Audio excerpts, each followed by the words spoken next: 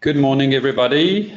My name is Adrian Boulier, and I will be moderating this webinar, which we're going to start in a second. So this is the 6th webinar that we are organizing in the framework of the Sustainable Energy Investment Forums.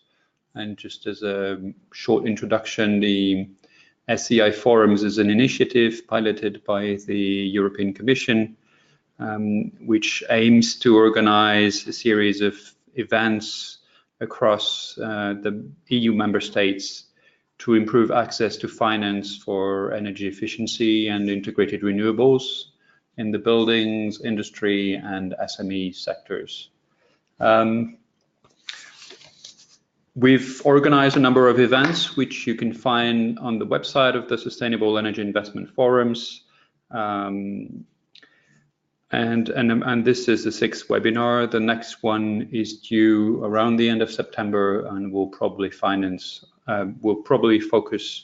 on in the role of investors in financing energy efficiency. So the webinar of today will be dealing with the issue of accounting of energy performance contracts. As you probably know, if you're watching this webinar, one of the major reasons for public authorities to engage in energy performance contract is that a number of them are not able to invest with their own funds, and EPC is a way for them to have investments funded by a third party, which they would like not to account on their balance sheet because their balance sheet is constrained due to a number of political factors. We are going to look at this issue from several angles. To begin with, I will make, on behalf of DG Energy of the European Commission, who is not able to participate today, they've provided me with a lot of material, and so I will make a presentation on their behalf regarding the EU policy in support of energy efficiency investments and how the question of accounting for energy performance contracts fits in. Then we will have questions and answers on this. And then we will have Julia Kennedy and Robert Panetta from the European Investment Bank Advisory Services, who will present the Practitioner's Guide on energy performance contracts that they have been key in drafting. And this is the core presentation of the webinar.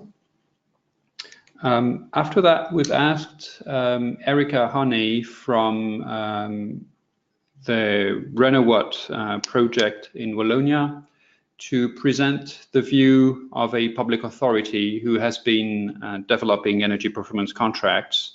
Rena was a project that was initially started in the city of Liège,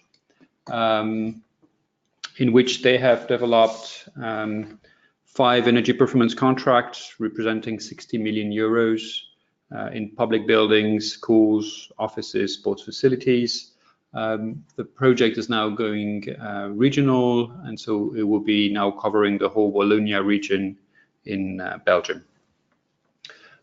So Erika will give us basically what is the point of view of a public authority when it comes to accounting of energy performance contracts. Please note that if you have questions, we will take questions and answers after each presentation. If you have questions, please raise them through the questions button that you have in the webinar tool. And then we will basically pick the questions at the end of each presentation. Please note also that the slides will be made available most likely tomorrow, along with the recording of the webinar, and you will be informed of that through an email as soon as it's made available. Okay, if we have, I don't think there are questions at this stage, so I will now start with the presentation of the European policy in support of energy efficiency investments.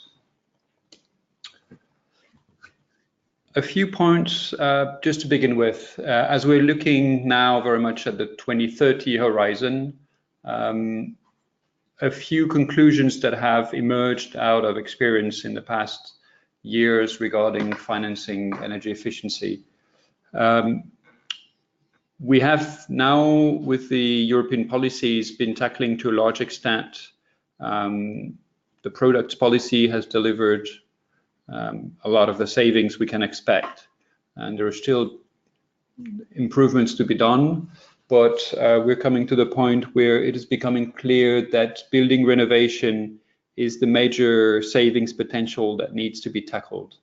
And so this is why a lot of the efforts in terms of European policies are being focused on building renovation. That includes the revision of the European Performance of Buildings Directive, which is now more or less finalized, and the review of Article 7 of the Energy Efficiency Directive, where there has been a compromise recently regarding the energy efficiency obligation schemes. And when we start moving the focus on the renovation of buildings, it becomes clear that financing becomes a more important obstacle, because the lifetime of buildings is not the same as washing machines, and basically we need to bring external finance if we want to make major investments. And apart from that, there is also an increasing focus on the use of ICT and digital technologies, which I will not really describe today. So what are we looking at in terms of legislations from the European perspective? We just struck a provisional agreement on the directive, on the revision of the Energy Efficiency Directive. This is now expected to follow a legislative process and be adopted at the beginning of 2019. The directive on the energy performance of buildings has been amended on the 30th of May, and after a long legislative process. And there's a working plan on eco-design that goes until 2019, and I will not enter the details today. This is, in a snapshot, the content of the agreement that was reached on energy efficiency. I will not detail this. I think if you want to keep one point from this is the fact that the target for energy efficiency for 2030 has been raised from 27% to 32.5%, which is quite an increase. And we've also extended the lifetime of the energy savings obligation schemes beyond 2020, which is also which was a major concern for people investing in the system because they needed long-term visibility. If we look now at the main outcomes of the revised Energy Performance of Buildings Directive, once again, I will not detail all this, but I think the key point that you might want to keep when it comes to financing building renovation is the reinforcement of the need for member states to set up long-term renovation strategies. That includes the aim of a decarbonization by 2050, which is not the case until now, and that includes the financing component of renovation strategies, which so far was not always well integrated in the renovation strategies.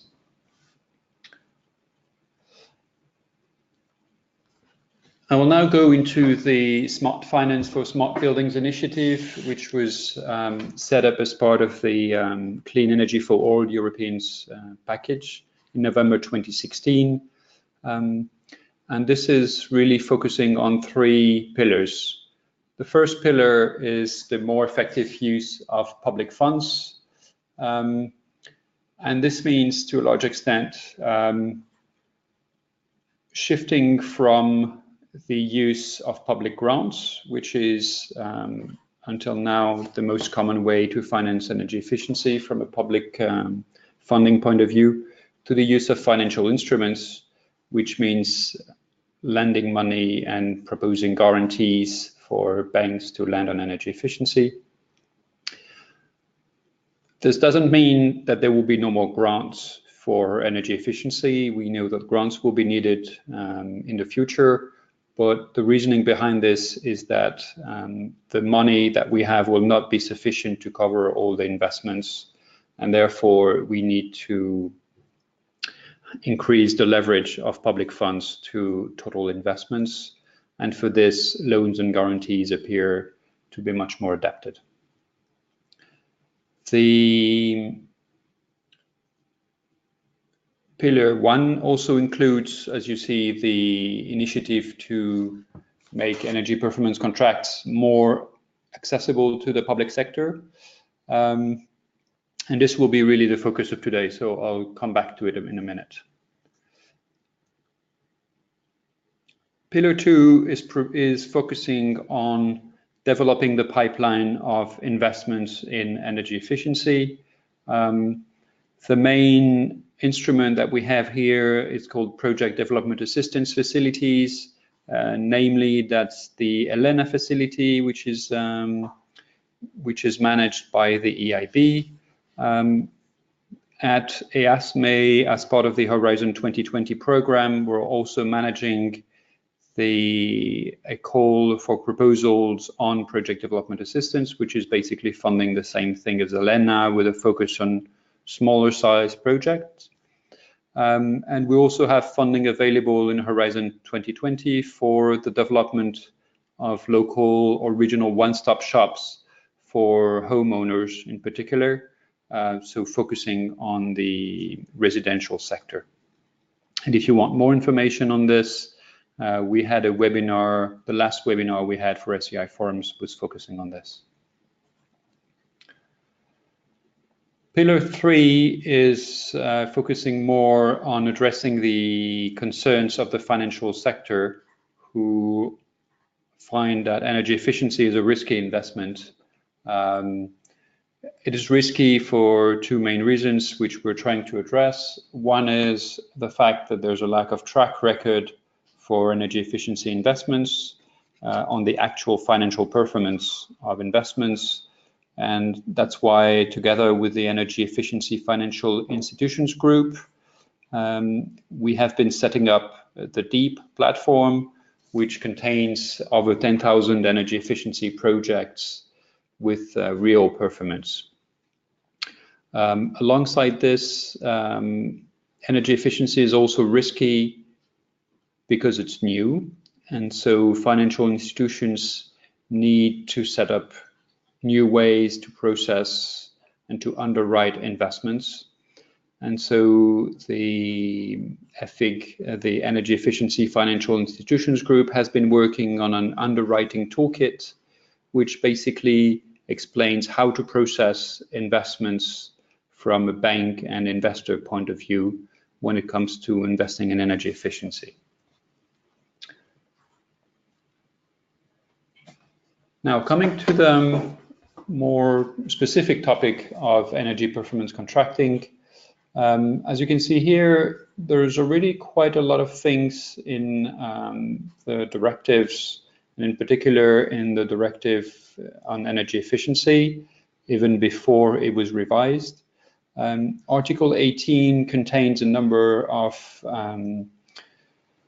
dispositions regarding the provision of model contracts, information and financial instruments, energy service providers list, quality labels, the setup of contact points for final customers, a general incentive for member states to remove barriers that are impeding the uptake of energy performance contracting, the setup of independent mechanisms to handle complaints, the encouragement to set up market intermediaries or market facilitators, as we call them, that would help structure the demand for energy performance contract and liaise with the ESCO sector. So this is in Article 18, which is specifically focusing on energy services. And then there are also a number of provisions in Article 7. Article 7 on the energy efficiency obligations is a clear way to incentivize the use of energy companies. Article 5, Article 19 on the public purchasing, and also when it comes to large companies, Article 8 regarding the energy audits is expected to provide a boost for energy performance contract. So this is what we have been doing in general regarding energy performance contracts. When it comes to the specific issue of accounting, and why are we organizing this today? So if we look at the European System of Accounts 2010, energy performance contracting have been in a long time in a gray zone, if you want. It was never really clear whether investments that are carried out by an ESCO on a public building should be on the balance sheet of a public authority or on the balance sheet of the ESCO. Now, in many cases, public authorities engage in energy performance contracts because it is a way for them to have investments in the energy renovation of their buildings without increasing their level of debt. The fact that it wasn't clear was impeding many public authorities from going into energy performance contracts because there was a risk that the investments would be reclassified as debt, and they are not allowed to increase their debt levels. In order to clarify this, there was a first clarification on 7th of August 2015, issued by Eurostat, which, and if Eurostat is listening, I want to apologize for a very blunt simplification, but which was saying that to a large extent EPCs should be treated as the public-private partnerships are treated, and to a large extent that meant that they should be on the balance sheet of the public authorities unless the value of the investments was to exceed 50% of the building value, which is very rare. This note has raised a lot of reactions, in particular from the ESCO sector. And after long discussions, there was a new guidance note that was issued on the 19th of September 2017, which is now going more into the details and providing basically the ground for differentiated accounting depending on the exact content of the contract. This note is still a very brief document. I think it's 7 to 9 pages, and there was a need for practitioners who are drafting energy performance contracts to have more details on what should be accounted on balance sheet and what should not be accounted on balance sheet. And this is why there was the decision to prepare a practitioner's guide prepared by the European Investment Bank on behalf of Eurostat. And this is what we're now going to be looking into. Okay, I think we're already running a bit over time, so if you have questions, we might take them later on, but I would like to move on directly to the presentation by the European Investment Bank. So I will now switch to Julia Kennedy and Robert Panetta, who will present the guide. Robert.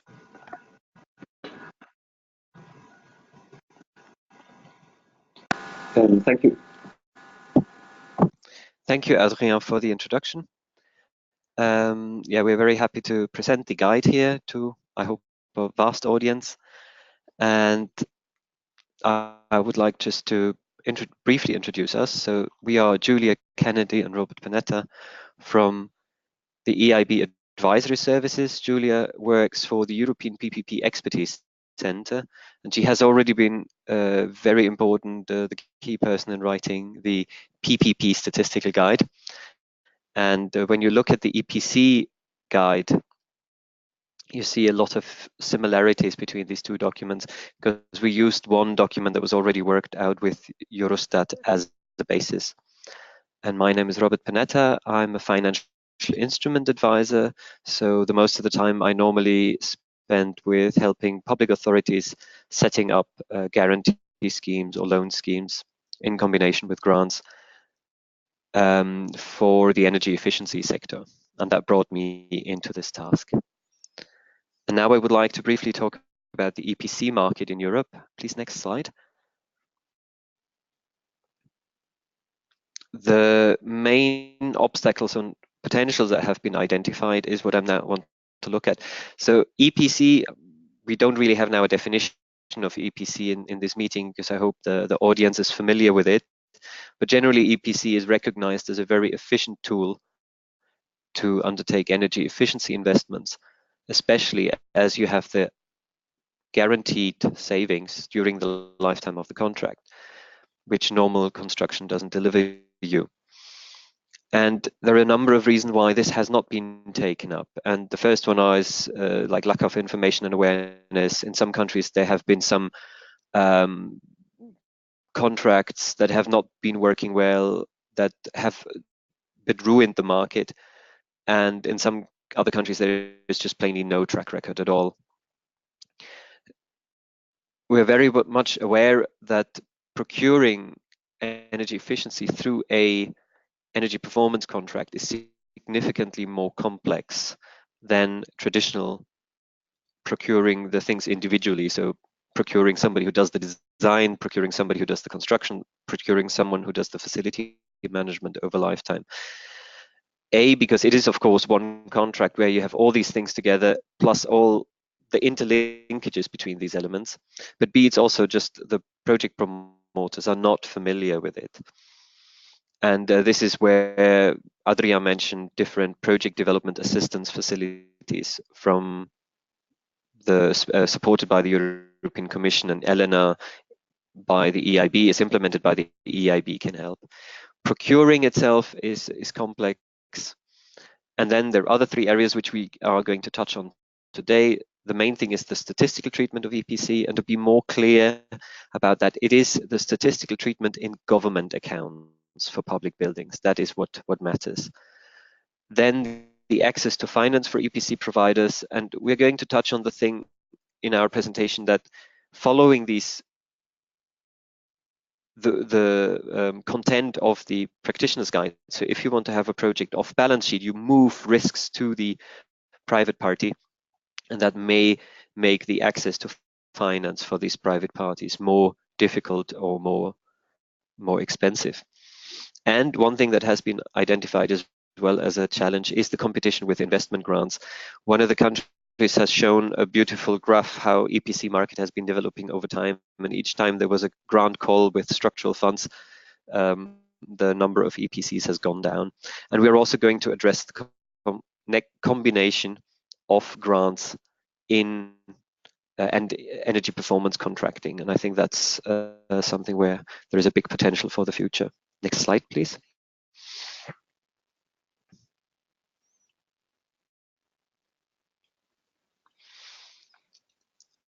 And it was the ESCO sector that really said these Eurostat rules that were in place before 2017 have been an obstacle.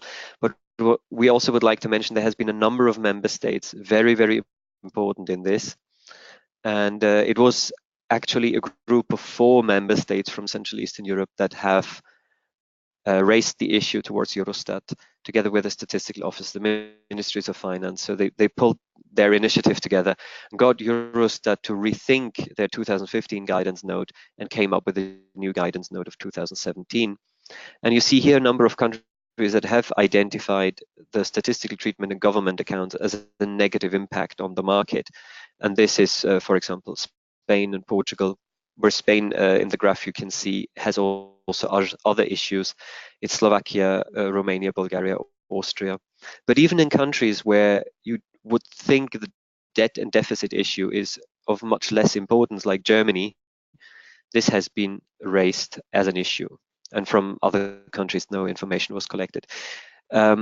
This graph and this information comes from the Joint Research Center, which is a part of the European Commission, and they do regularly their reports on the ESCO market, and we have taken the graph and some information from this one. So if you want to know more about the state of the ESCO market in Europe, I recommend you to have a look at this publication. Next slide, please. So what do the Eurostat rules imply? And an EPC, when the investment is undertaken, it affects the government accounting in two ways. And the first one is when the investment is taken, so the expenditure is done by the private sector. This, under certain conditions, may impact the deficit of a country. And imagine you have now a country that does a big EPC program, and you have a lot of expenditure by the private party in the first year. This adds a lot of deficit to the country. And in the whole Stability and Growth Pact for those non-EU countries, the Maastricht criteria, the deficit is the more important factor. On the other hand, it also plays a role on the long term. So the debt that is taken on by the ESCO counts as, under certain conditions, as public debt, and that is carried then over time. And we have some countries where the debt limits are very high on national level, and adding more debt will lead to problems. To be honest, at the current moment, the EPC markets are relatively small, and they would not really significantly impact these two numbers. But once you want to scale up EPC, it really can have an impact on the Stability and Growth Pact, or even the accession to the Eurozone. And this is why we have addressed the issue.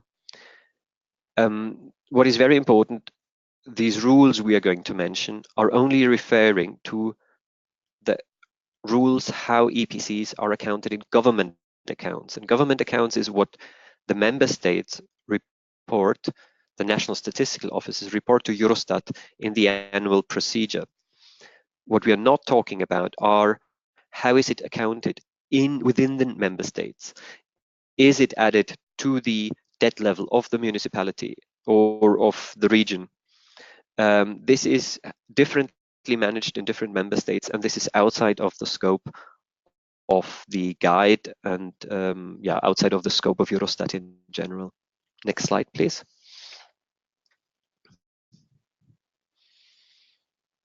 So about the guide itself. So you can see here the picture of the guide. If you're interested in the guide, you can download it from the internet. It's available on the EIB and the Eurostat website. You can also write to us if you want to have some paper versions. And the guide takes the approach, we want to show you how to write a off-balance sheet EPC, if you want to write an off-balance sheet EPC. But it mainly goes through different contract provisions and explains you how does this affect the balance sheet treatment. It doesn't mean that Eurostat or the EIB are endorsing off-balance sheet EPC. It only shows a way how to do it. Now, when you look at the general rules, either the ESA 2010 or the guide that was published in 2017, so the guidance note of 2017, this is not very easy to understand for practitioners because it is not addressed to practitioners. The guidance note is a document for the national statistical offices and uses concepts that are not really applicable as a public authority or an ESCO when you prepare a contract. So the purpose of this guide is now going through all relevant contract provisions, and we have collected quite a number of them. Look, how is the situation in the market? And then telling you what's the impact on balance sheet treatment. Now, this guide is not just a guide that helps you to prepare the contract. It is also an official Eurostat document. So this means when Eurostat makes the decision on EPC contracts, if they are on or off balance sheet, they are bound by this guidance. So this gives statistical officers as well as the project promoters certainty on how is this going to be treated later on. Next slide, please. So what does the guide cover? First, we have to talk about, that's the most, well, it's a basic principle and we haven't listed it here, but it's also important. The guide only refers to energy performance contracting that is financed by the private side. So you have energy performance contracting that is fully funded by the public side, and a ESCO is only delivering a service. If the money is paid for the investment by a public body and the public body takes a loan, it is obviously on balance sheet of the public body. So there is no doubt about it. So what we talk about is energy performance contracting that is financed by the private side or by outside of the government sector. Now, when I talk about this statistical treatment in government accounts, what is used there as a principle by Eurostat is the economic ownership. And what is very important, this might be different of the legal ownership, which when we think about what kind of investment is undertaken, so for example, installing a boiler, sensors, building insulation, windows, it is not possible to make the windows legal ownership of the ESCO. The boiler might be still as a form of leasing stay in the legal ownership of the ESCO, but at the end of the day, this is not what we deal with. What this guide is about is the economic ownership. And economic ownership is defined through the allocation of risks and rewards, and the entity that has the majority of risks and rewards is the economic owner. And for Eurostat, it will be on their balance sheet. So if the majority of risks and rewards are with the ESCO, the public side will not have it on its balance sheet.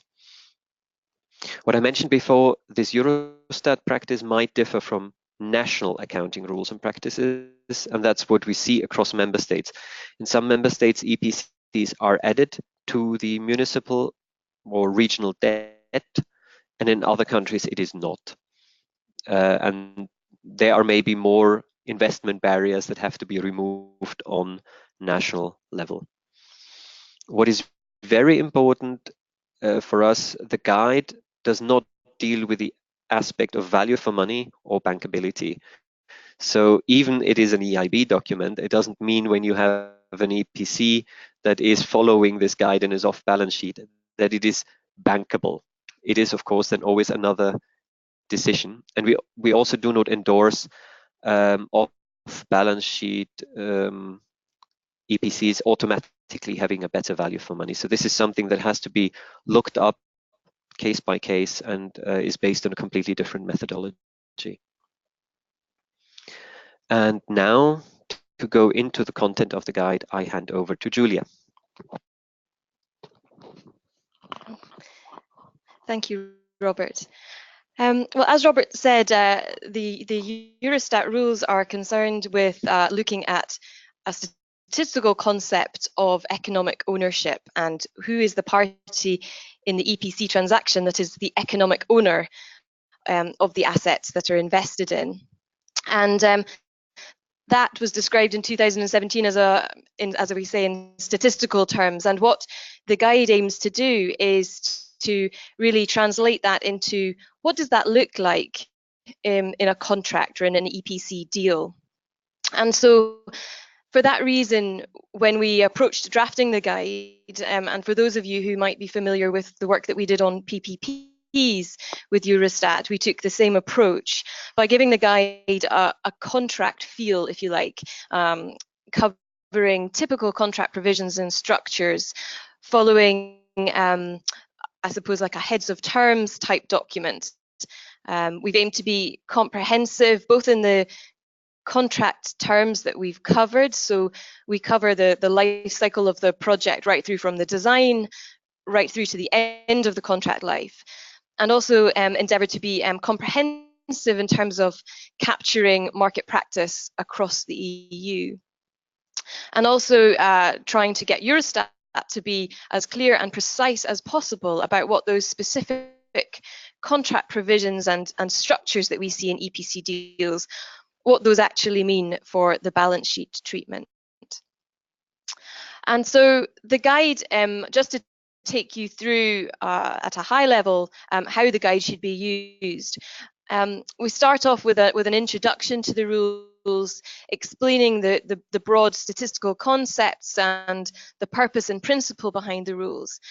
And also importantly, the point in time at which the balance sheet treatment assessment is made, and that will be at the time that the contract is really binding, at the point in time in a transaction where there's a commitment on both sides to undertake and to pay for the investment. So it's when you look at the contract at that point in time, that's when you can be certain and make a final assessment on which balance sheet, on whether or not the contract sits on government balance sheet or not. So if we then move on to chapter 2, the next slide.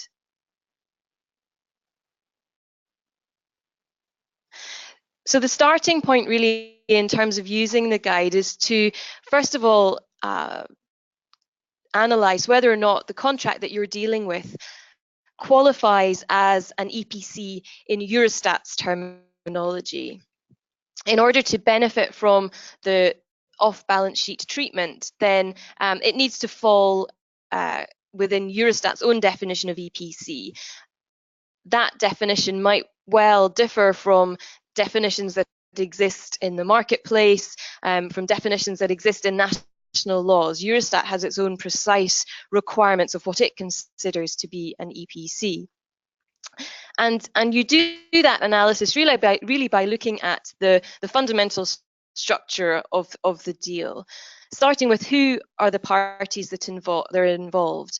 The EPC would involve a public or a government sector. That's again a Eurostat terminology, a government sector authority and a private sector partner. So any public to public contracts or private to private contracts do not fall within the scope of the EPC for the purposes of this guide. You then look at the types of assets that are being invested in, and from Eurostat's perspective, those assets must be ones that reduce energy consumption. That can be at the margins, that can be supplemented by assets that produce renewable energy, for example. But the overall goal is the reduction, is energy efficiency, not building upgrade, for example. So the assets really must be about reducing energy consumption of the building.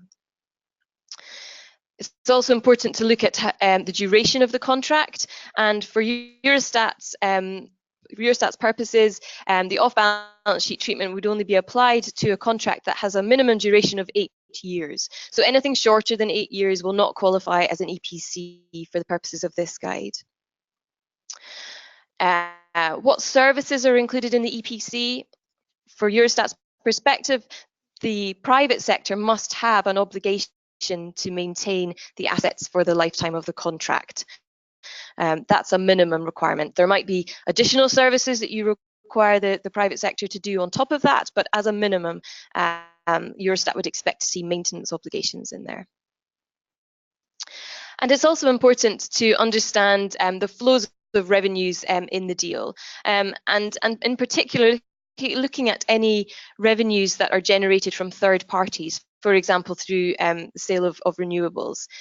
If the deal is really fundamentally about generating income rather than saving energy, then it will not be an EPC from Eurostat's perspective. And so it's important just to understand what is the potential for third-party revenue generation on the deal. So those are the main building blocks of the EPC that you have to look at, first of all, to determine whether or not it is an EPC that falls within Eurostat's definition and therefore whether or not the rest of the guide will apply. And so from there, you can, if you have identified that indeed you are dealing with an EPC in Eurostat's terms, then you move on to Chapter 3, which covered in the next slide. And Chapter 3 is really the main substance of the guide itself. And it tackles theme by theme the typical contract provisions that you see in an EPC. And the idea is that a procuring authority can sit with the guide in one hand and the contract that they have in the other hand, and work out theme by theme whether or not there are any provisions in its EPC that might have an impact on the balance sheet treatment. It's important to remember that some of the provisions that affect an EPC might not be clear from the document itself. They might be implied in the underlying commercials of the deal, or they might exist in an underlying law, a national legal provision that applies to the contract. And so it's important to be thinking about the deal as a whole and not literally just the words that are written on the page of the contract in front of you, but to really understand all of the aspects of the deal and what it can be affected by. So if we move on to the next slide, really working through theme by theme, contract provision by contract provision, what the guide does is it gives Eurostat's comment on whether or not each contract provision does influence the statistical treatment or does not influence the statistical treatment. So if it is completely irrelevant, then we've said that it's irrelevant, or Eurostat have said where that's irrelevant. For provisions that Eurostat does consider to be influential in the balance sheet treatment, it has also gone on to say how important those issues are. So you'll find that there are some issues that Eurostat considers to be of moderate importance, some issues of high importance or very high importance. And there are some provisions that if they feature in an EPC contract, then from Eurostat's perspective, they are so significant that those provision or that provision on its own would put the contract on balance sheet for government. And so once you've been through the whole of Chapter 3, analysing theme by theme and identifying from your contract whether or not there are provisions in there that have an impact on the balance sheet treatment, you can move on to the next chapter and move on to the next slide, which is really, Chapter 4 is describing the process that Eurostat then goes through to reach a conclusion on whether or not that contract sits on or off government's balance sheet. And there are a few steps involved here. First of all, you will have identified through Chapter 3 whether or not you have any issues that influence the statistical treatment. Then step 2 is really to do a sense check on that, just in the context of your specific project, where Eurostat has described something as moderate. Is it really genuinely moderate in the context of the specifics of your deal? And then step 3 is to really sort of, once you've tied all of those issues together and you've identified where they are, what Chapter 4 does is it identifies some specific thresholds for combinations of issues that you're able to have and still be off balance sheet. If the number of issues that you have sits outside of those thresholds, then the presumption would be that the Eurostat treatment would be that the contract would be on balance sheet for government. We just thought, running through onto the next slide, if we flick forward onto the next slide again, we just picked out some key themes that identify some of the key provisions that are important from Eurostat's perspective. That's not to say that there are not others, but we've just picked out the ones that we thought would be of most interest and most relevance to people listening. The first theme is really on the guaranteed savings, and a fundamental requirement from Eurostat's perspective that the savings that are guaranteed over the lifetime of the contract must exceed the payments and any government grants that are made. So that really, I suppose, from the public sector's point of view, it should be neutral in terms of what it's paying out and what it's receiving back in savings. That's a fundamental requirement for Eurostat. And also, as I've already touched on, that the savings must be derived from a reduction in energy consumption. From Eurostat's perspective, this is very much about dealing with the balance sheet treatment of energy efficient investment, and so it's important that that's where the savings are derived from. If we move on to the next slide, another key aspect of the EPC from Eurostat's perspective will be the payment mechanism, looking at the payments that government makes to the private sector over the lifetime of the contract. And here the principle of proportionality is really important. And so that the payments that government makes are proportional to the savings that are achieved. If no savings are achieved, then no payments are made. If the full savings are achieved, then the full payments are made. Also really important is that the EPC provider's liability for any savings shortfalls is not capped. So its exposure to savings shortfalls, where that's where the guaranteed savings not met, that liability must not be capped. And also on the flip side to this, from a statistical point of view, statistical principle is that the EPC must transfer not only risk to the private sector, but also reward. And so if the private partner is and if the contract is delivering higher than expected savings, then those savings can be shared between the public sector and the private sector, but the public sector can only take up to 1/3 of those extra savings. If we move on to the next slide and the sort of final theme that we selected to cover today, another important aspect is to look at any government financing in the EPC. If there is a portion of government financing by grants or by guarantees or loans, then that will have an impact on the statistical treatment, and the degree of impact will depend on the percentage of government financing provided.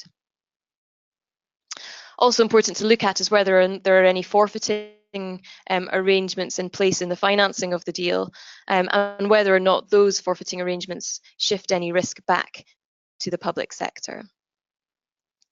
And the guide contains in Annex 2 some worked examples to illustrate the impact of government financing and EU financing on the statistical treatment. If we move on to the next slide, just to expand on what I've said, government financing has an impact on the balance sheet treatment. If that government financing is 50% or more of the capital investment, then the project will be automatically on balance sheet. If it's less than 50%, then it will have some influence of either high or moderate issue. EU financing in the form of grants and financial instruments does not, or is considered neutral in the financing of the EPC. EIB financing is considered to be private financing. And in looking at the ESIF programme, and there are examples that are provided in the annex, then it's important to analyse both the EU contributions and any government contributions as well. But that's all explained in Annex 2 of the guide. If we move on, looking ahead, the expectation and the anticipation is that the guide will produce a greater awareness and an understanding between the provisions that are written into the contract and the balance sheet treatment, that the guide will be a useful tool for all stakeholders, public and private, who are involved in the deals themselves, and as well for the statistical offices to the extent that they are asked to comment by procuring authorities on the balance sheet treatment. So this is to be a guide that provides, I suppose, a common basis and a common understanding for all those who might be interested in the topic. And allowing a more efficient decision making in the planning and preparing of EPCs. The guidance note in 2017 was I suppose a step change in introducing the possibility for EPC investment to be treated off balance sheet for government, and the guide should now allow public authorities to move ahead with a greater clarity and greater certainty as to what the contracts need to actually contain and what they shouldn't contain as well, if that's the objective. I'll hand back over to Robert, who will just explain a little bit more about EIB's ongoing role in EPCs. Thank you, Julia. So I would like to briefly tell you how the EIB can support EPC in the market. And EIB, of course, as a bank, is mainly involved in providing loans. So the EIB is lending to banks that provide loans to ESCOs. Some bigger ESCOs might also directly have access to EIB lending. It is also possible that the EIB group is providing guarantee schemes that are giving guarantees to banks that it's more easier for them to lend to ESCOs. And we also have some single cases where the EIB has provided equity to investment funds that then either invest directly in ESCOs or buy, for example, the debt of ESCOs through forfeiting. So this is things the EIB is already currently doing, and there is the hope that the guide and the greater awareness of EPC is increasing the market volume, and this will also allow then the EIB to support more projects. Then there's a second area where the EIB is involved that is very strongly with the EU budget. That's what the bank calls blending. And these are instruments where EIB's own resources with EU budget resources are put together and very specific financial instruments are developed. And one of them that is already supporting private finance, ESCOs is private finance for energy efficiency, PF4EE. That is an instrument combining a guarantee element from the EU budget with lending, so the cheap lending conditions of the EIB, so because the EIB can borrow money at better rates at the market and passes this on, plus a technical assistance facility. And this instrument, Private Finance for Energy Efficiency, has already supported a number of EPC deals. For example, in Croatia, there was a street lighting and a hospital supported. And we know that also in Belgium, there was a social housing project supported by PF4EE. But of course, there is further opportunities to use these resources, and especially the European Fund for Strategic Investment, or also commonly called the Juncker Fund, can offer more possibilities for the EIB to take to go into these more specific areas. And then very specifically now upstream, when we prepare EPC contracts, the EIB can support in a number of ways this market. There is the project development assistance under ELENA for those countries that receive structural funds and want to use structural funds for EPCs. They can also use JASPERS, especially when it's very upstream preparation, the work on methodologies or procurement guidelines, then JASPERS also can help. And when it's about the improving the access to finance, there is the financial instrument advisory. That's where I'm working. We help public authorities setting up financial instruments, often with structural funds. And then there is also the FI Compass, which is a tool creating greater awareness and understanding of financial instruments. The European Investment Advisory Hub that is mentioned here is not itself a separate program. This is rather a one-stop shop. So if you say, hey, I need support for my EPC program, and it refers to project preparation and advisory and so on, the European Investment Advisory Hub is the place to address, and then the bank will either draw from expertise that exists within the bank, or it also can hire external consultants, and you get the whole support as one package. And that's now for the moment all from our side. Thank you very much for your attention, and we are now open for questions and answers.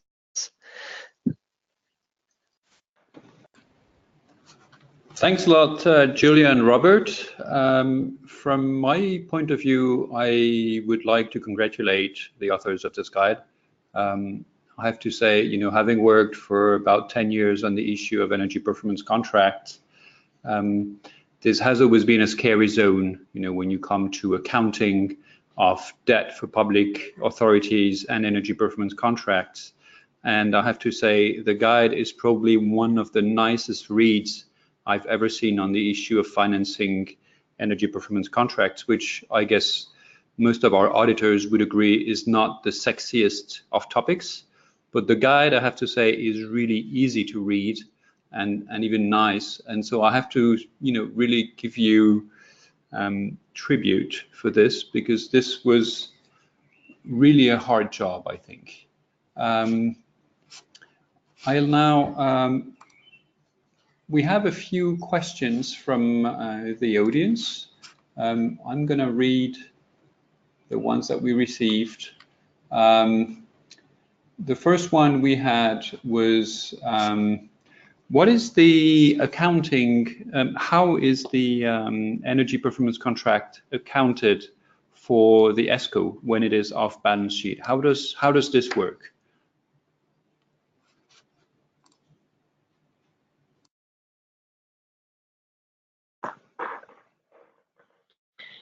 Good.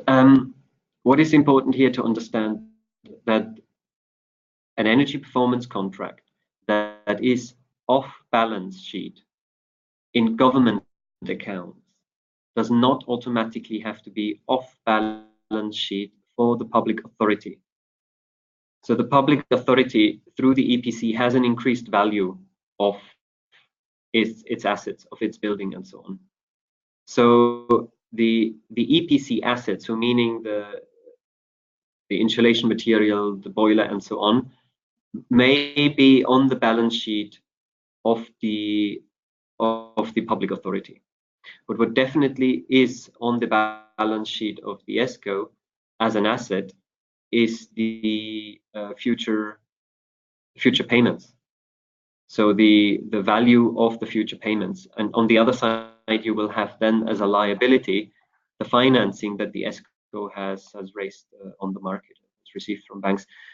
But in detail, how this is to be done is outside of the scope of the guide, and I also have to say is this involves national accounting rules that differ significantly. This is also out of the scope of EIP advisory. Okay, the next question we have is whether you know, do you know, Robert and Julia, how many energy performance contracts have been issued in the EU last year? And you have 20 seconds to reply on this one. We don't know, to be honest. Okay, yes, I have to say, I don't think there's a tracking of such contracts because depending on the member states, they come under very different legal forms. And I don't think that the JRC has ever been able to trace the actual number of EPC contracts. The next question is asking a specific question on when it comes to the majority, when the sentence that says the majority of economic risks. In order to assess this, how are the different risks, like performance risk, bankruptcy risks, weighted against each other? Or do you just require that the majority of risks for each category is borne separately? How does this work? The language around the transfer of risk and the majority of risks, that's a statistical principle. So that is the underlying statistical principle in Eurostat's guidance note. The point of the guide is that it explains what that looks like in contract provisions. So when a procuring authority is looking at, or an ESCO or whoever is analysing a contract and wanting to understand whether or not that contract has transferred the majority of risk or not, how you analyse that is by going through the guide and looking at the contract provisions and identifying whether or not you have contract provisions in there that have Eurostat's that say whether or not they are influential from Eurostat's perspective. There's not an additional assessment by the procuring authority or the contract reviewer about the transfer of majority of risks. That is articulated, or that is explained, if you like, by applying the principles of the guide,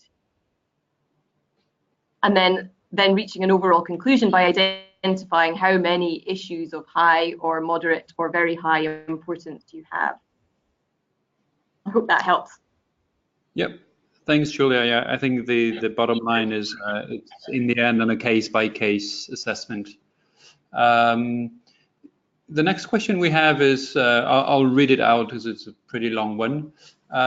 It says that Eurostat assumes that at the end of the contract term, the assets revert back to the public authorities for probably no consideration. Can the parties agree upfront on a consideration to be paid to the ESCO as a percentage of the initial investment amount? For example, 40% of the initial amount. This 40% would then have to be booked as gross capital formation at the moment the assets revert to the public authority. Is this right? This is a pretty difficult question to answer without reading it.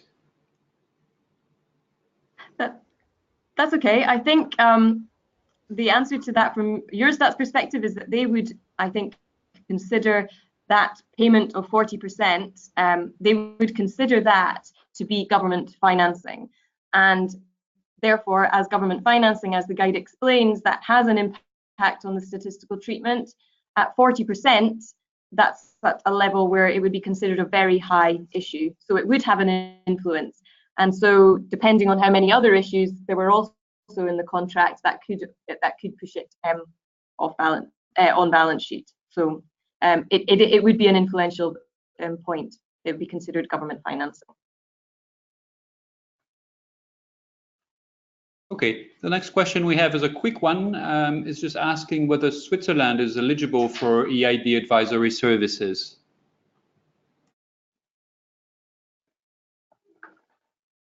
Good. Switzerland is eligible for EIB advisory services, but, and now comes a big but, so these EIB advisory services that I've mentioned before are those where the European Commission is partly, fully, or is paying fully or partly the advisory service. As, for example, the European, in the Juncker initiative, so the European Investment Advisory Hub is only for the EU 28. Switzerland would not receive help from that. As far as I know, Switzerland is also not covered by Horizon 2020, so not eligible for ELENA. If a Swiss body is interested in the support, they would need then to pay the EIB for the advisory support directly. But it is a country the EIB can be active in. Thank you, Robert.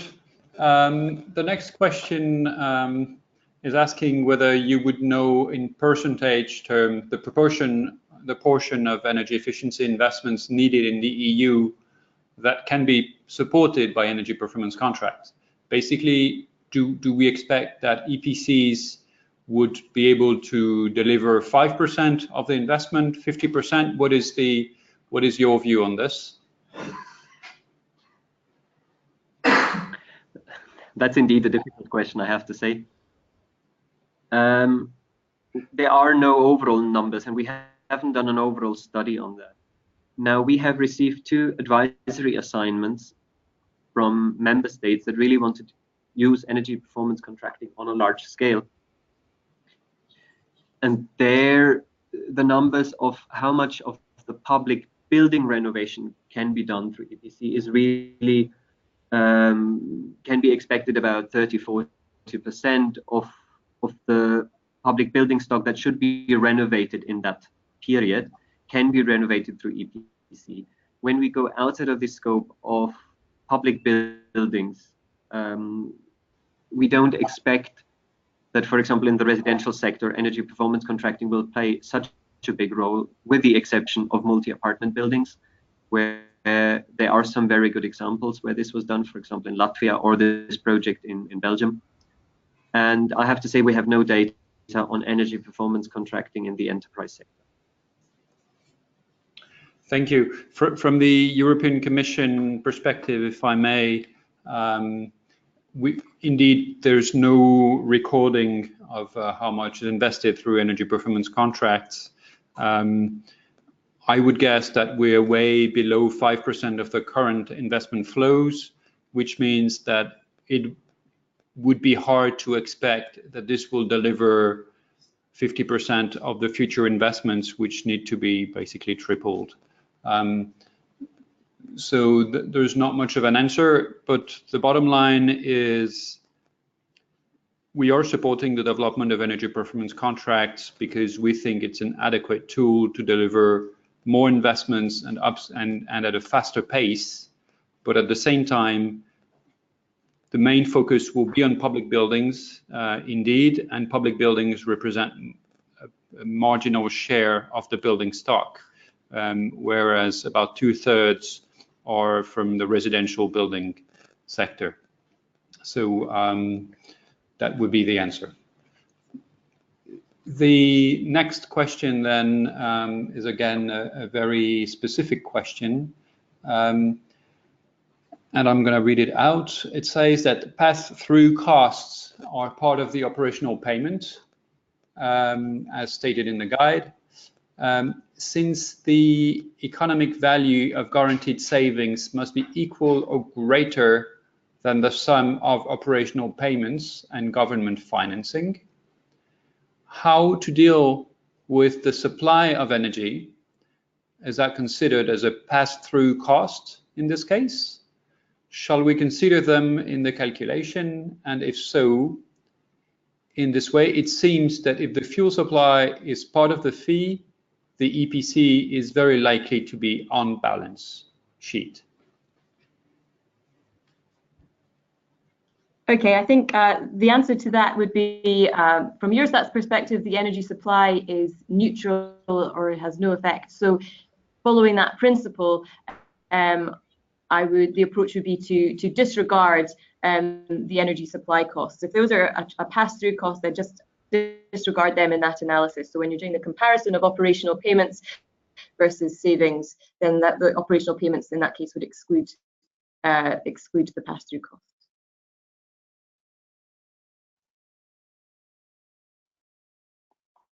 Okay, the next question we have is rather for me, I think, and it's asking how to define smart financing. I think there's no definition of smart financing. There is something called a Smart Finance for Smart Buildings initiative, which I have presented in my presentations before.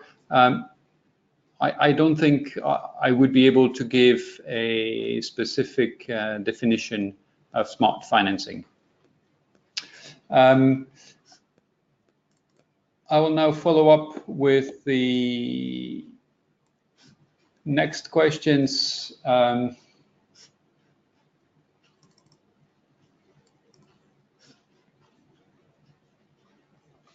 Are the EIB financing alternatives funding directly to ESCOs or just through national banks or financial institutions of the member state?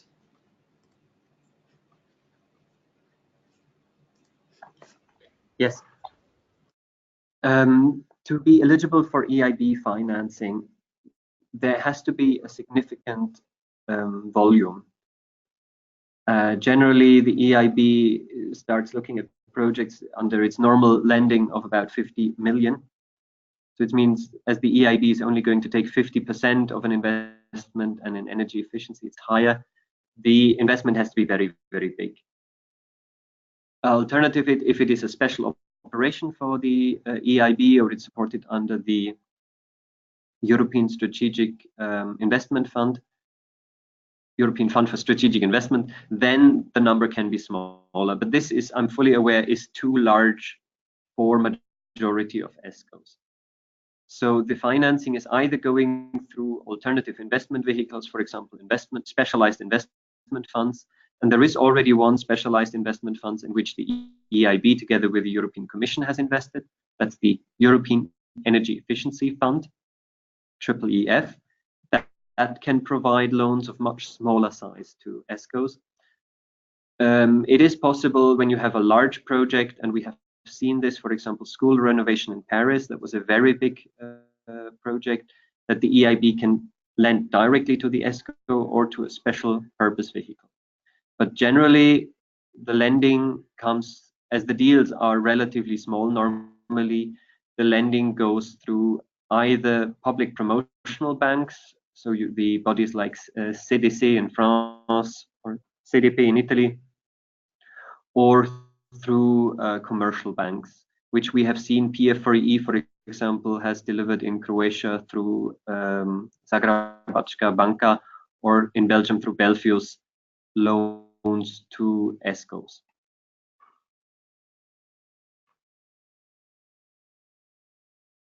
Thank you, Robert. We still have a few questions. One very relevant question is, what exactly is meant by the 50% value of the building? Are we talking about the book value, the market value? Is that a rental value? How do you assess this?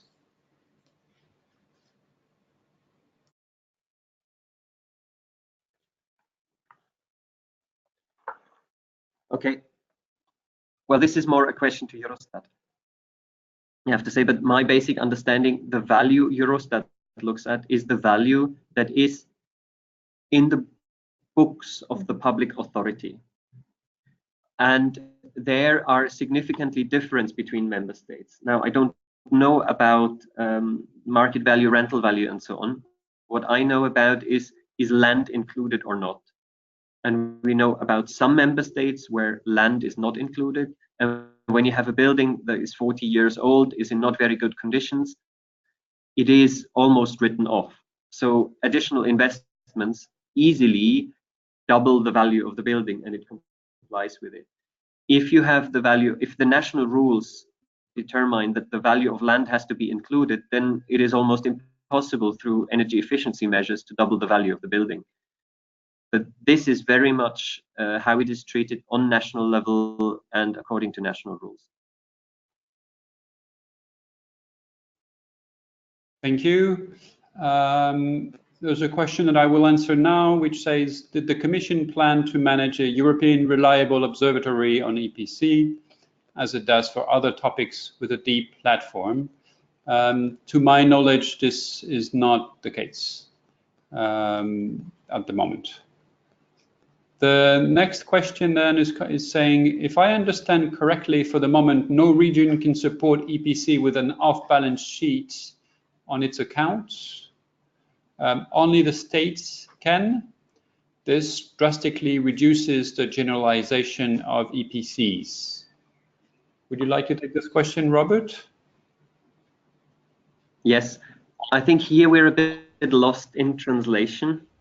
So the guide speaks about government, and the government sector definition of Eurostat includes central governments, subnational governments, and it may even include government agencies that are considered government sector by Eurostat.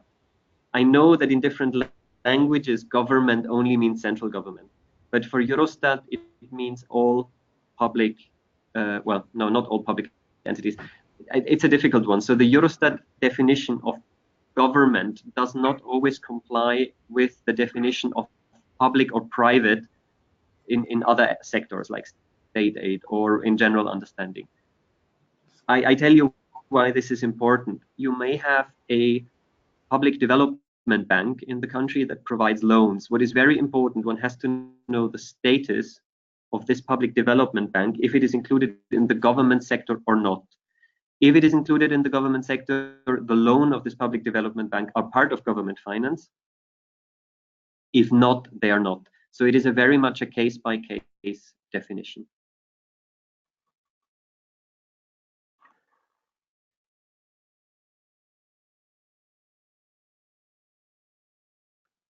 The next, I'll fire two questions at you. First one is that does the EIB envisage to provide a translation of the guide in any other EU language?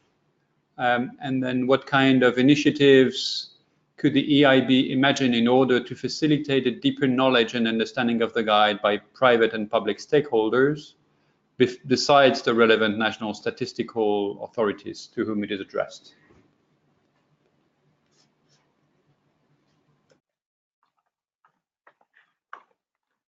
Yeah, the question of translation has come up before, and we are not yet fully convinced it is a good way to provide a full-fledged translation. And I think the previous remark on government was an example for this. I'm now speaking a bit bluntly. A translation of the guide has only a real usage for the outstanding, for the people out there, if it is a translation that is approved by Eurostat. This means this is then a guide that is translated not into, let's say, French, but into Eurostat compliant French, which maybe is then not, again, fully understandable for the audience. An alternative may be what I've seen happens in other countries, that there is a briefer version made of the document with key elements that have to be looked up, which is produced by, let's say, a ministry together with a statistical office, but then this is not with a Eurostat stamp on it. I think a pure translation of the text will not really help to make it clearer, because it always has to be translated into the national context. And once we introduce expressions and legal provisions of the national law, it is difficult for Eurostat and the EIB then to sign up to this document. And the second part is increasing the knowledge and the understanding of the guide. This is something we're currently working on. So I have been traveling around, and colleagues of mine, we have been traveling around to different events, especially thanks to EASME inviting us to various sustainable energy investment fora. This was done to support the understanding. We also want to do now national specific workshops for practitioners, where we really bring different parties together and talk specifically about the guide, but also other related aspects, very important for the country. But this is something we are now going to start working on and roll out through the countries. Okay. Next question I'd like to take is saying, informing public authorities staff on this new guide, is this a national based obligation, or will there be a prompt from the EU? In addition, should there be training courses at national level in order to train staff of public authorities to be able to follow the basic principles of this guide for preparing energy performance contracting projects? Do you want to answer that, Robert, and I might complement after that? Well, training national statistical staff is not the role of Eurostat, as I understood. It could be, of course, there can be a request made to Eurostat by National Statistical Office that they want to have a seminar, and if Eurostat thinks it is useful for example, us from the EIB to present there, of course, we are more than willing to do that. But training national statistical staff is not the role of the EIB. When it is about the staff that is involved in preparing contracts or in the procurement, this is something the EIB can do through advisory assignments we receive. So I think the best one is to do this if a member state or a region addresses the European Investment Advisory Hub and requests and defines its request. So they want to have a training, but they also want to maybe have support in writing model contracts, or they want to know more about how other regions in Europe or countries in Europe bring together grants and financial instruments. Of course, this is within the scope of the EIB advisory. Okay, I think we're going to have to stop the question and answer sessions here for the moment. There were still a few very specific questions on the guide. We'll try to send them to Robert and Julia afterwards, and maybe they can try to give a short answer on this, knowing that in the end it will always be a case-by-case judgment based on actual contract. There's one complementary question coming from Rena Ungebach from the Guarantee Project, who's saying that as regard the questions on an energy performance contracting database, there is not a database maintained by the European Commission, but the Guarantee Project has set up such a database, and you can see this, I think, on their website.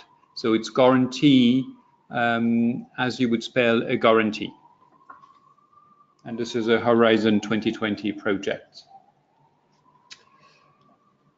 Okay. I just want to mention that the guarantee database was very useful for us working on the guide. And for example, knowing about how long contracts are or what energy savings in percentage are achieved, we have extracted from that data. Okay. I would now like to hand the floor to Erika Honne. Erika is the project director of the Rena project. Rena has been a very successful experience set up by the Economic Reconversion Consortium in Liège, in the Walloon region of Belgium. The experience has been so successful that the Walloon government is has now decided to upscale the experience, and so Renawad will become a regional scheme looking at the energy renovation of public buildings through energy performance contracts.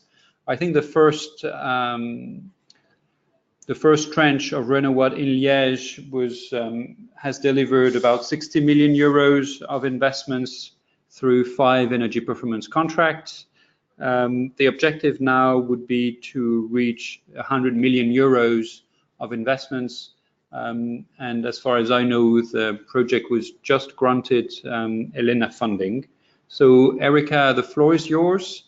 Please let us know a bit what your thoughts are on the accounting of energy performance contract. If you can give us also a bit of the feedback, what discussions you had on this in Liège and in Wallonia, how do you think this will be addressed, and whether the guide is making life easier for people on the ground who are trying to develop the EPC market? Yeah, so good morning to everybody. So yeah, for sure the guide makes things much clearer, because for us, we started the project in 2014, and everything was a bit, yeah, you could do it, could you deconsolidate, or can you consolidate? That was really, I would say, nobody knew about it. So that was a bit, and so we've been working a lot with National Statistic Account Office to really see what we could be doing, because first, that's true that we decided to launch EPC because we saw first it could be deconsolidated, but as it was stated with the note of August 2015, for sure we could not deconsolidate it anymore. So the guide, at least, although I would say I would not bring it as a vacation reading, it's easy to read, and but still, it's still finance. So yeah. So Renawad, first of all, the goal is not to make a full picture of Renawad does, but it's still important to know that we are a one-stop shop. We play a role of a facilitator. And what we've been doing is that to help 12 different public authorities to launch EPC. For me, what stands for EPC? So an EPC, it's an energy performance contract. So what I'm buying with an EPC, it's a performance. It's to make sure that I have a performance and that I'm going to have, for example, 30% or 40% savings. That's the most important thing. So it's a service contract that I am buying, and I have some ESCO, so the company that can, I would say, offer this EPC. For me, within an EPC, you have 3 different risks. So the first risk you have, it's an operational risk. The second one, it's the technical risk, and the third one is a financial risk. So the technical, the operational one, if you have a public authorities and you have a pool or you have a school, how many pupils are you going to have? Which type of, I would say, equipment are you going to put, in terms of computers and things like that? It's the operational risk. Technical risk is really how am I going to manage my facilities in terms of the lighting, in terms of the heating and things like that. And that is the role of the ESCO. And financing risk, it's banking, and it's financing, it's the bank sector. And what it's important to understand is that if you have another entity, I would say another natural entity taking the risk, you're gonna pay more. Erica, So we have a say connection. if you ask the Erica, ESCO we're not to hearing you well. The Sorry, we have kind of lost the connection with Erica.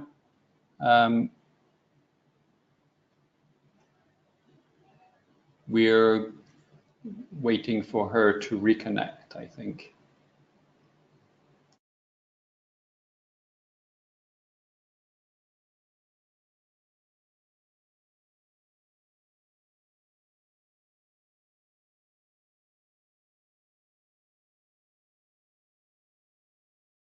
Okay, as Erica is trying to reconnect, I'm sorry about this.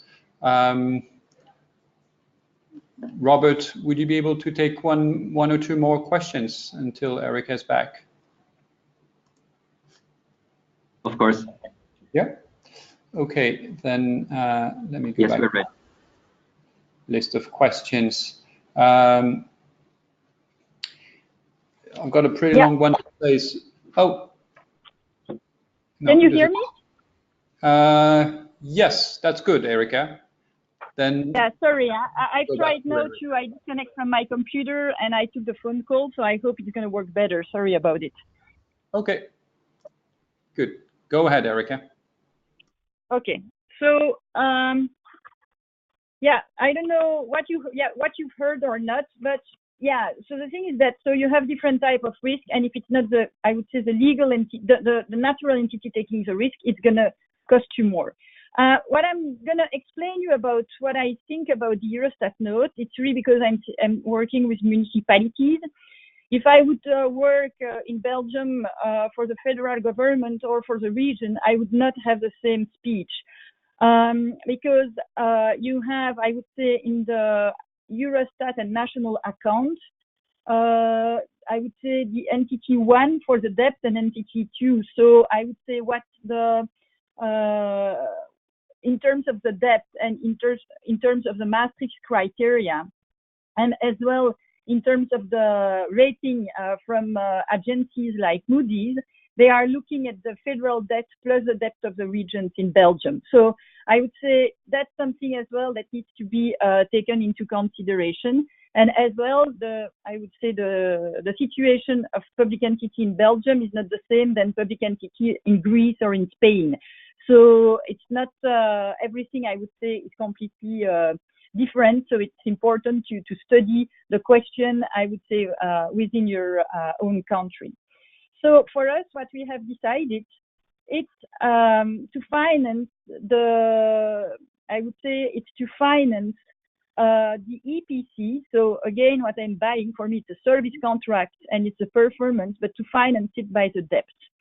What we are working on, so when I say debt, it's a loan at the bank, and it's on the public authority debt, but the only thing is that we have an agreement with the government that in Belgium, we are restricting the debt of the public municipalities because they have a limit of loan per year. Depending on the wellness of the municipality, they can borrow between 100 and 180 euro per year. And if they are working under EPC and under Rena scheme, it's actually outside this performance contract. It's outside the debt, sorry. And it's only outside the debt because it's under energy performance contract and you are sure it's a guarantee saving. So that is very important for us to have a guarantee saving. So that's the first point. The second point is that it's good as well to have an EPC because it's as it's guarantee saving, when you have a finance deputy-mayor, your finance deputy-mayor can, I would say, it's sure about the saving it's going to have, you know. So it's sure that if you're using the building on the same way, if you have 30%, it's going to have 30% less energy bill at the end of the year. And so it can, I would say, those savings can, I would say, can be used to reimburse the debt, so the capital plus the interest rate. The way we are working in Renoat is that we are doing net present value, and we are looking at the cash flow of the municipality, and within the next 2 to 3 years of the start of the EPC, we make sure that the municipality, that actually the energy savings, can reimburse the differential of the debt plus the capital, so the reimbursement that they need to do at the bank. The thing is that why I do think that it's very complex to go with this EPC guideline. First of all, as it was explained, you need to have all your energy savings that need to pay for what you're going to need to reimburse. That's the first thing. But if you want to go with this with these new rules of European Union, and to think that you're going to need to reach by 2050 80% energy savings, it means that you need to start deep insulation projects. So it means that you get to very long projects. So you're going to get EPC and contracts that's going to last between 20, 25 years or even 30 years. That's really long, you know, in terms of relationship, and in terms that's very difficult for municipality to accept to start contracts that are being so long. So that's already one point, is that the contract, if you want to have all your savings that's going to reimburse all the work that you're going to be doing, plus the maintenance that's going to be there, that's the cost. I would say it's going to be very long-term contract. And I would never push a public authority to go to a 20 years or 25 years relationship for their building or schools. It's too long. So that's the first point. My other point is that it costs a lot, for sure. You know, in Belgium and for public authorities, we finance most of the, I would say most of our EPC with 1.4 interest rate for a 20 years fixed interest rate. So we have 15 years contract, but we make, as it's deep insulation, we make some loans for 20 years, and it's 1.4% interest rate. If you go through an ESCO, so if you follow up the Eurostat guideline, to become deconsolidated, you're going to go to a financing rate of 8%. So it means that it's going to cost a lot. So it's a question that the national accounts, that the national government has to ask itself, is that what do you want? Is that, do you want to, is it better to deconsolidate, or, and so it costs a lot, or is it better to consolidate and so you have better rates? For us, you know, this difference between 1.4% and 8%, what we did is that we looked at our database of building.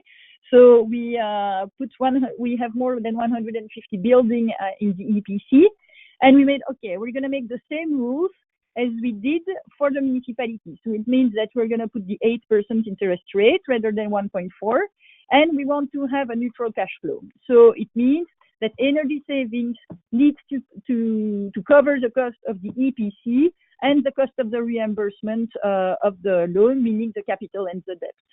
If we are doing so, it means that we would have 17 million. So out of all the EPC that we have and all the work that we have, we would have 17 million more interest rate to pay. So that's already one factor that is very expensive, you know, so it's 17 million more. And if we would like to make, I would say, cash flow that is a cash flow equals to zero, or a positive cash flow for the municipalities, we would have decreased by half the number of buildings renovated. So because all, I would say, the energy savings that you're doing, you're using them to pay the financial sector. So that's why, for me, if it's possible, you know, and if the government can afford, I am really pushing the government to try to consolidate the contract.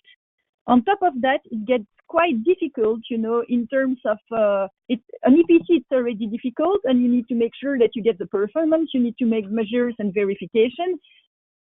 So it's already heavy, and to put the debt on top of it, it's even heavier. And then after, I leave it open for questions. But the last thing as well is that the ESCO market is very immature. You don't have a lot of companies being able to offer you EPC contract. For me, when I'm issuing a new contract, you know, and when I am publishing a new tender, my main fear now is to have companies that are applying and that they are bidding. So you don't have that many ESCO. And so if you ask on top of that to ESCO to have to finance the EPC, it's getting even more complex for them as contract. So we might have even less companies willing to apply and to tender this type of contract. Okay, I know it's a bit complex. Sorry, I try a bit to react. So in summary, it's not that I'm against it, but you need to think about it because it's not the unique solution. Thanks a lot, Erica. I think this is a very useful precision. I mean, we are talking about balance sheet accounting, but you know, as you say very well, risk has a cost, and if you want somebody else to bear your risk, then it costs more. One question for clarification first is, when you say in Wallonia you've managed to agree that these EPCs will not be accounted on the debt, is that as an internal rule in the internal discussions on the allocation of debt in Wallonia, or is that something which will also be included in the Eurostat reporting on debt of the Belgian state? Yeah, so the thing is, when we say it's agreed that it would not be on the debt of municipality, so that's something that is completely internal and that was discussed with the ministry, with the minister in charge of public authorities, of local public authorities. In terms of Eurostat, the thing is that you have two types of debt. So you have entity 1 and entity 2. So which are which is the most important in terms of the public entities? It's the public in terms of the debt. It's and for the national debt, it's the federal government. For us, it's the regions, it's the communities, plus all the companies that are that have a participation of the government of more than 51%, and that they are belonging to one of the entities I've just explained. And that's really this debt that is considered for the Maastricht criteria, and I would say, yeah, for the Maastricht criteria and for the Moody's quoting and things like that. So for us, what we have, I would say, as main, I would say what we've been told, and it's really the rules, is that you can put the debt on the local authority, but the region cannot support the debt. So that is very important. So that's what I've said in the beginning. What I'm telling you is because I'm working with local entities. But if I would be working for the region, and now we are starting to think how to renovate buildings belonging to the region, that's not the same. It's not the same assumptions. Okay, thanks a lot. So once again, I think this shows very well, you know, what is the trade-off, and the fact that if you have access to cheap finance, then you can retrofit much more buildings into a much higher level of energy savings, which, as I said in my policy introduction, is really key, because we now have an official objective of decarbonizing the building stock by 2050. So deep renovation is indeed something we absolutely want to focus on. Now, coming back to the guide on the accounting of ESCO-funded energy performance contracts, I think maybe the question that I'd like to ask Robert as a preliminary to his feedback is, you know, I think we could solve the question that Erica is raising by providing access to cheaper finance for ESCOs that are funding the investments in an energy performance contract. That could be basically with preferential loans, or guarantees to facilitate access to finance for ESCOs. Robert, in your experience, have you seen such cases, in particular with the use of the structural funds or with other EIB facilities? That's for Robert and Julia now. Yes, well, there is so far very little experience with the structural funds. And what we have to differentiate are two different things hereby. The first one is using structural funds or other government money as for the financing. So, for example, through guarantees or preferential loans. The alternative is you can use structural funds or government money as an investment grant to the project. So to have a mixture of government and ESCO financed projects. Hereby, of course, it's very important to consider that if it is a government investment grant, let's say upfront to the project, this has to be counted into the influence of government financing of the EPC, as is explained in the guide, and also into the payment mechanism. Structural funds are different in this point, because in case of structural funds, the contribution directly from the ESIF program, so European Regional Development Fund or Cohesion Fund, that is not counted as government finance, whereas the national public co-financing, for those who know how structural funds work, this would be counted as government finance. So it's already possible with structural funds to do comprehensive renovation with a combination of grants and ESCO. The other point is, and this is exactly where I'm working in, how to set up financial instruments with structural funds to provide financing at preferential terms, that you do not end up with the 8% that Erika has mentioned, but with a much lower rate, because the experience is that energy performance contracting has a lot of risks on the private side, and that is on the side of the banks. But once you look at the track record, the performance is much better than the theoretical risks. So far, we do not have any vehicles around, with the exception of PF4EE that already has supported a few deals. But PF4EE is a very broad instrument, so it's not an ESCO specific instrument, but ESCO is within the eligibility. But this is something we really want to work on, and like in a few minutes, we have in 15 minutes, we have the next phone conference with one of the countries, and we are working specifically on setting up a financial instrument for the ESCO public building. Okay, and I think, I mean, that might be in, I don't know if you have an answer, but I guess the issue of state aid and passing on the benefits to final beneficiaries would be a key issue in these discussions.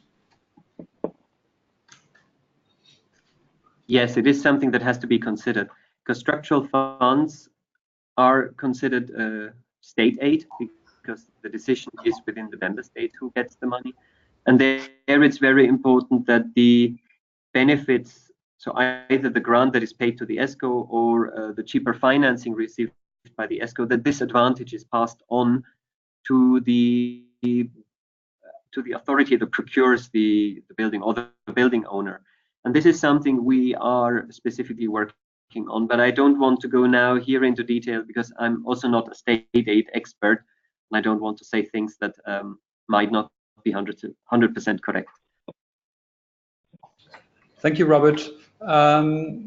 I'd like to take, I'm sorry for the people who have been asking very, there we still have many very specific questions on the guide. I'm afraid we're not going to be able to provide you with an answer because this webinar is coming to an end. I just wanted to open up a bit based on one of the questions that was submitted,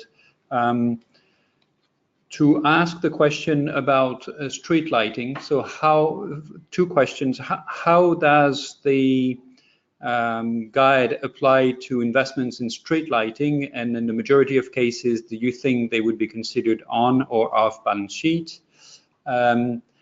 And then a question which is actually on the street lighting side, but would also apply probably in buildings, is the question of ancillary investments. So for example, if you are renovating street lighting, you will need to change some cables and some control equipment, maybe some lighting poles, and the same would apply if you need to retrofit a roof. Of course, you're going to change the types, but they have no energy performance in them. How would that be considered in the accounting of the amount of investments, basically, for determining the 50% threshold? I think for the purposes of, for example, street lighting, yes, that could be considered an EPC. Could fall within the definition of an EPC, and I think a sort of practical approach would be to include. You would include the system, so everything that needs to be there in order to make the system work: the cables, the poles, the bulbs. All of that would be considered included in that, and the same with buildings as well. There might be the insulation itself, and any of the sort of additional work that needs to go on around the insulation would also be captured as well. I think what Eurostat would want to clamp down on would be if that was extended beyond what was necessary in order to in a common sense interpretation, deal with the energy efficiency, address the energy efficiency needs. Okay, there's one more announcement that was made by one of the attendants, and he's saying it might be interesting to mention that on the 6th of July, there's an Interreg Northwestern Europe project called ACE Retrofitting, which is presenting a webinar on energy performance contracting in condominiums. And so if you are interested, I think you might want to look for ACE, that's ACE retrofitting on internet, and you should be able to find the information regarding this webinar. I think this webinar is coming to an end. I'd like to ask maybe Erica if you have one more round of comments that you would like to make regarding what was said as closing comments, and then we'll go to Julia and Robert. So the only thing is that I would just say is that for sure the guide is not because sometimes people say that I'm completely against this guide. It's not that I'm against it, but it's just because of the cost. So it's great if there are initiatives to see how the cost can be, I would say, lower. And it says, well, if we want to go to deep renovation, I'm a bit afraid that we're going to use only EPC for quick wins if we want to have the deconsolidation. So it's a bit my point of view, and that it's going to be difficult to reach the 2050 target for the European Union. Thank you. Julia and Robert, would you have a few words to your last words for this webinar? Yes, I have been now traveling around a bit and promoting the. Sorry, we're not hearing you, Robert. Guide. Okay, I have been now traveling around a bit through different member states and was able to collect some feedback on the guide. And one statement that was very important, and it was referring to this issue of financing. One member state said, in our debt and deficit situation is such one that either we do off-balance sheet EPC or we don't do renovation of public buildings at all. And there, I think the guide is very, very important to help this country and similar countries to do the renovation of public buildings. And what we should not forget is we do not do the renovation only for climate aspects, which are very important, or for purely financial aspects. That's usually what we look at, and only look at it in the guide. We only look at cash flows that are positive. What is very important, energy performance contracting, through its guarantee, it improves the condition of the building, it increases the value of buildings, it improves the condition of the people living and working in these buildings. And what we also not forget, it also creates jobs in Europe. So we really should use this guide as an initiative to talk more about EPC and public building renovation. If it is at the end of our on or off balance sheet is secondary, but what we think is very important is that job are created and CO2 is saved. Okay, thanks a lot. I mean, maybe from my side, as a few final words, I'd like to, I mean, first of all, thank Julia and Robert and Erica for presenting the guide and presenting also concrete experience on what happens, you know, when you want to set up EPC. Also showing that the major issue is to get investments off the ground. And there are several ways to do this. And depending on the path that you choose and the context that you're in, there's no golden answer. You have to find what is the best solution. And I think this is where we are right now in Europe, and with quite a number of projects that we are funding from Horizon 2020 and from Elena, we're seeing everywhere that the responses are different. The only thing that is sure is that it's not an easy way. If I look back at, I think about 10 years working on energy performance contracts, I think 10 years ago, there was no focus on how to finance the investments. It was obvious for everyone that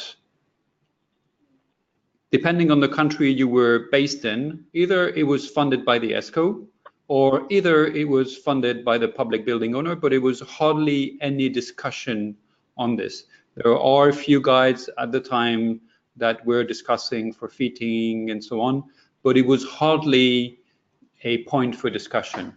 As we are, you know, as we've had a strengthening of accounting rules with the ESA 2010, and also as we're increasingly looking at EPC as a way to finance investments, the issue of accounting has come up on the agenda, and I think it's really a good value that we now have a clarification from the side of Eurostat, and that the EIB Eurostat guide is making this very clearly available for people who want to deliver an energy performance contract. I would say this is very much still an expert guide. You need quite advanced level in accounting and legal issues.